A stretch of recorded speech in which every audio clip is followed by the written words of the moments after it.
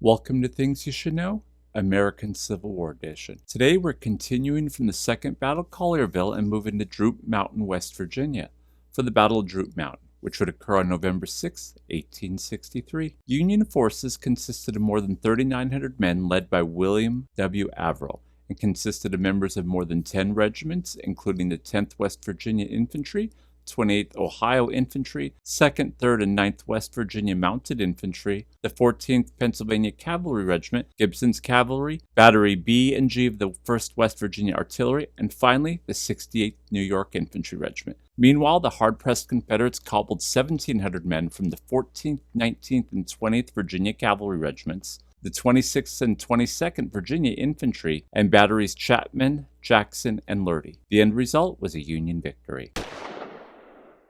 In June of 1863, West Virginia was admitted as a state to the United States. By November, Union Generals William W. Averill and Alfred N. Duffy embarked on a mission to unite their forces at Lewisburg and disrupt the Virginia and Tennessee Railroad, a vital railroad for the Confederacy. On November 1st, Averill led his men south from Beverly, while Duffy advanced with his troops from Charleston on November 3rd. Averill's troops clashed with Confederate Colonel William L. Jackson's 600 men at Mill Point on November 5th, driving them back to entrenched positions atop Droop Mountain. Jackson swiftly requested reinforcements from Brigadier General John Echols, who arrived with fewer than 1,000 men, bringing the Confederate force to about 1,700 men. At dawn on November 6th, Averill devised a three-pronged assault. While feints were made against the Confederate center and right, Union Colonel Augustus Moore led 2 infantry regiments in a flanking maneuver targeting the Confederate left.